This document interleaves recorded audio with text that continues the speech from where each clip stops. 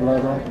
Gospod minister, kot kaže, smo ostali brez enega kandidata in vse tako se zakazuje za zelo pomembno visok za visok gospodarstvo. Kaj je pričano? Predsednik vlade, ki je istočasno predsednik stranke Mira Cerarja, je danes obvestil, da je njegov kandidat za gospodarskega ministra nenadoma zbolel, in to včeraj. Je pa še vedno kandidat, tako da lahko jaz gospodu želim čimprejšnje okrevanje. Pomenite, da bi ga moral morda, glede na zdravstvene težave, gospod Cerar že iskati novega kandidata? Gospod zmogel potem upravljati takšne funkcije? Ne vem, kakšne zdravstvene težave ima, vsi pa smo ljudje, ne? Tako da tega ne more komentirati. Mene žal, da kaj druga ne more povedati. Lepo se imejte, hrana je notri, pridite not nazaj. Suzana, lahko še enkrat povedamo. Ne, kaj, vse. Vse je to, veš, koliko je bilo 5 sekund. Če ga nimamo začeti. Vse, dobro, ste bili. Ti sploh ne rabo. Pa tovariša Mikca so tudi slišali dobar. Vsi smo sploh. Sploh se ne zakljeli, veš, kaj to...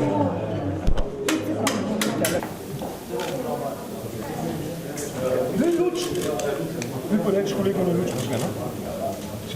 Daj pa reči na luč, pa kako me? Matej! Matej!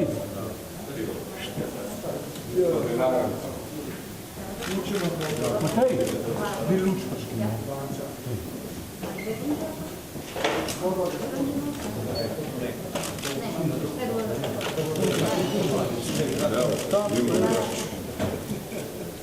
Ter najbolj sem bil še zdaj rešil. Ja, vidim, da to je. Ja, ampak tudi zanje so rekli, da v bistvu vzajemo to. Tudi malo prehiter je šel, to pomeni, da če greš hiter, ne pokaže. Ja, manjte, vi se kar hicate. Če greš hiter. Mislim, pečetkaj si kot... Idemo je razkopinska. Ja, daj počakaj. Ne, da vas naredimo vse. Niste še ti. Ne,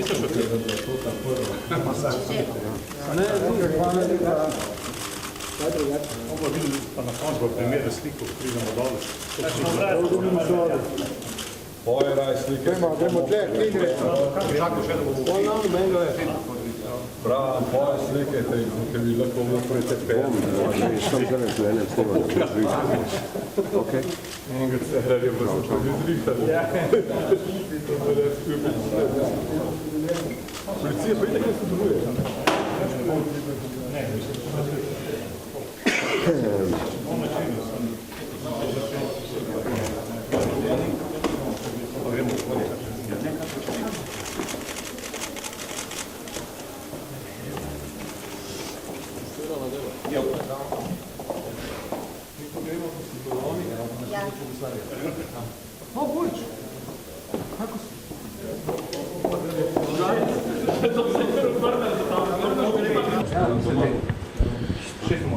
Ampak ti veš, da sem vse slikal? Vse, vključno s predsednikom vlade Petr Lekom. Leta 90. Pa Juk je modern. Ne, ampak kako ti hoče reči, da sem... Da pa se zamisliš, ko gledaš kakšne stare posnetke, ne? Pa vidiš palki, pa lasje, pa tako. Smo prevzeli evro, ne? Spomniš Bojuka na bankomatu. Kdo je bil prvi Slovenc, ki je prevzel dvigne evro? Jaz, ne. Jaz. 5 minut do 12, da bi... Ne, problem sem.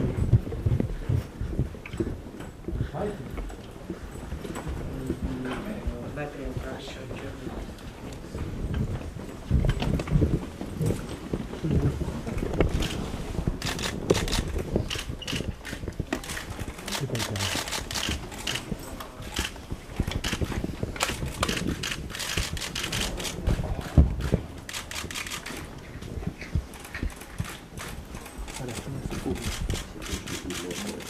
To sem razmišljal, zdaj nisem vedel.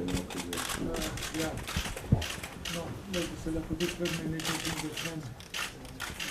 Pomembno veseli, da se bi nekaj ne prebičeno.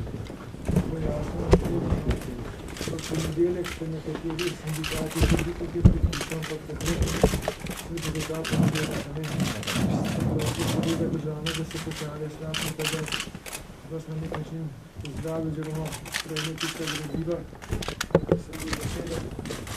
Hvala lepa. Prosil, da bi vam, ker je še na temo privatizacije, Hvala. mogoče razgovor za trenutno najbolj kompetentno osebo, tudi Stola Dragonja, ne sem predvidel, da stavim na tem, da se spomnim, da potem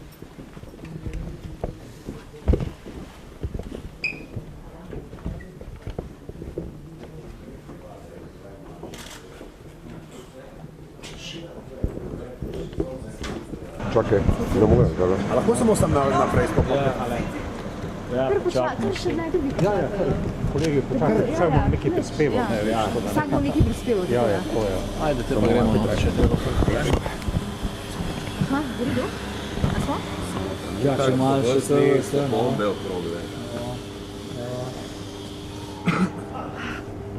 Še sekundo. Tam je namreč neka vrečka, ne, in prišla je zaprta.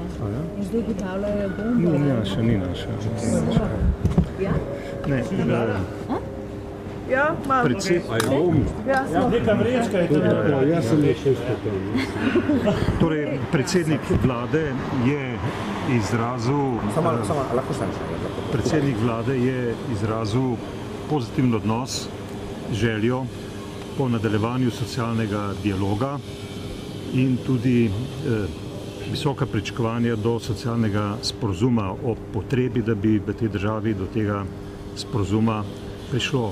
Res pa je, da se vsi zavedamo, da je ta pot dolga, kajti v tem trenutku je zagotovo pot socialnega sporazuma obremenjena z dvema procesoma, ki sta težka, konfliktna. To je za problematiko javnega sektorja, kjer se želi nadaljevati to ekstremno varčevanje na račun socialnih pravic in standarda ljudi, ki delajo v javnem sektorju. Temu sindikatu odločno nasprotujemo.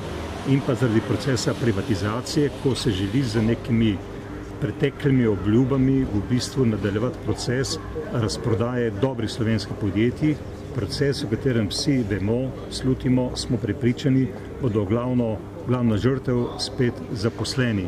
Kajti v tem procesu igra očitno glavno vlogo kupnina, proračun in ta problematika, ne glede na to, kaj se bo dogajalo z delavci. Naše temeljno sporočilo je, da ta proces zaustavimo, pridemo do strategije, spremenimo ustrezno zakonodajo, da bi maksimalno zaščitili interese Slovenije in pa interese zaposlenih. Skratka, nadaljujemo.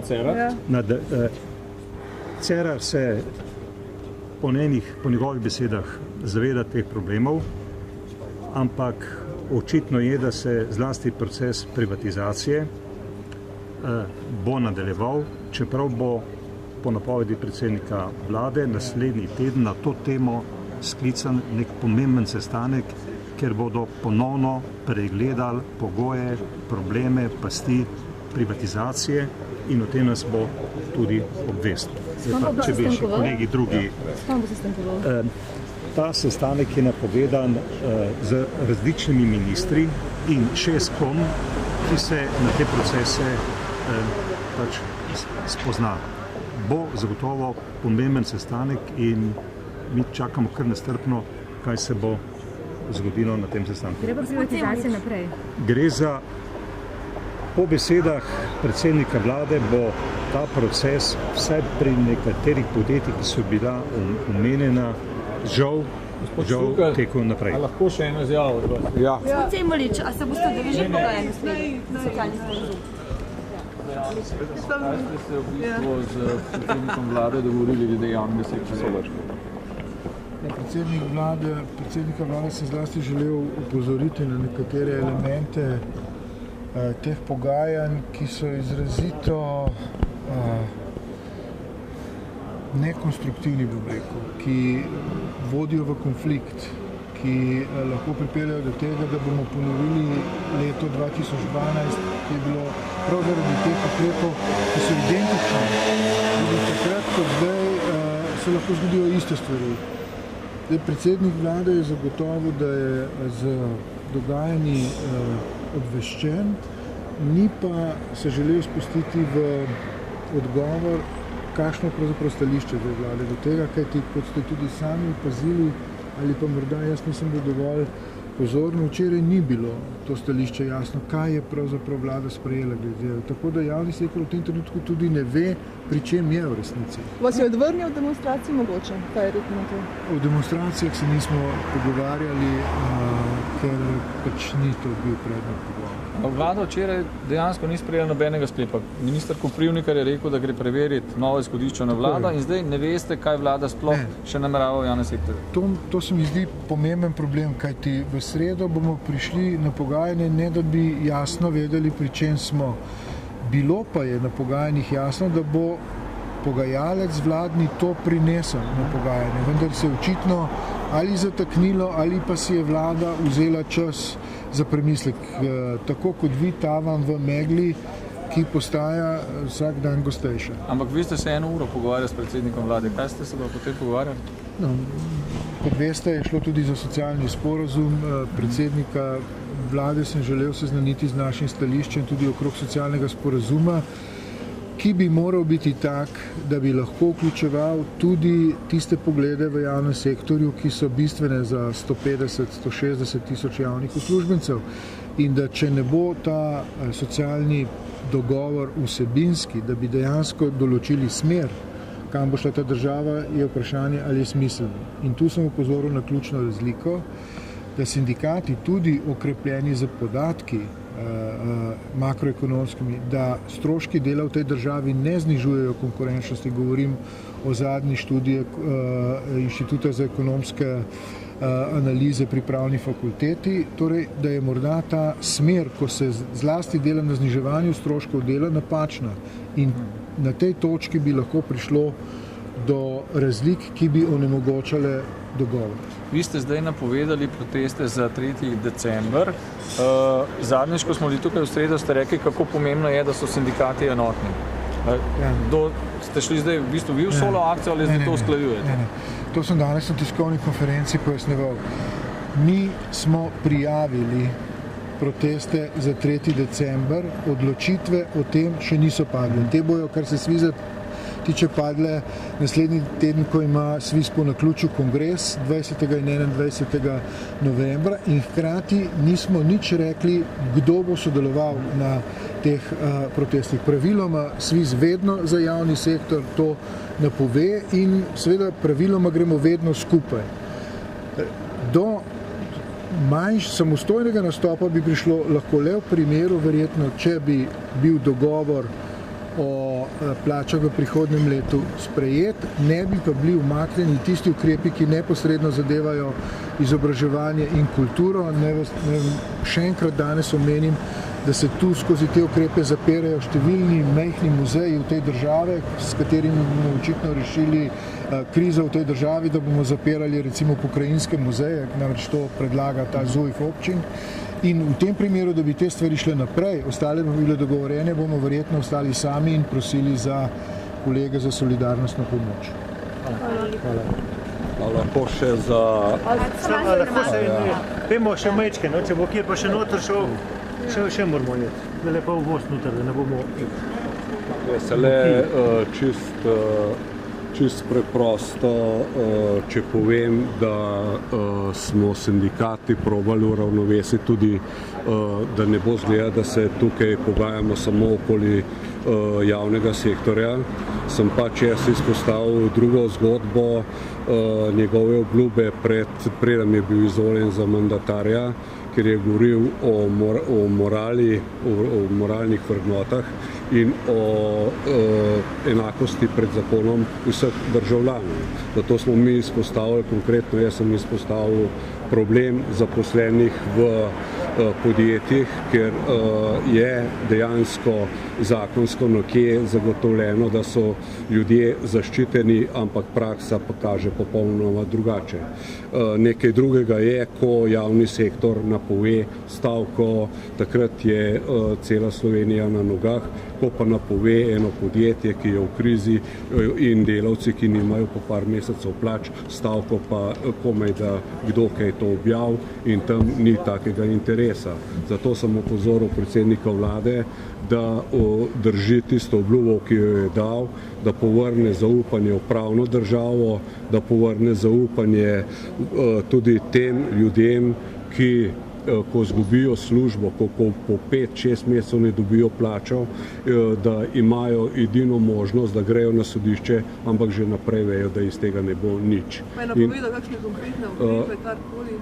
Lahko rečem, da sem bil pozitivno presenečen od toliko, da tudi okoli te razprodaje teh podjetij, da je pač tako, kot so moji predhodniki že napovedali, da se bojo ponovno usedali, ponovno proučili in da bojo sprejeli določene ukrepe. Jaz pričakujem, da to niso prazne besede, ampak da dejansko tudi v nadaljevanju, ker je pa dal trdno obljubo, da pa glede na teh 15 podjetij, ki je praktično že prodanih, ampak za druga podjetja, ki pa bojo prišla v ta paket, pa bojo situacija popolnoma drugačna in bo ta vlada se precej drugače zavzela. Govorim tudi o podjetjih kot proizvodna podjetja in pa podobne stvari, da bo zaščita teh ljudi enaka kot pa recimo v javnem sektorju. Prosim. Ja, glejte, zadovoljni smo lahko toliko, kaj se bo dogodilo naprej. Hvala. Boš ti torbico vzela, Anja? Aha. Nisem ti povedal.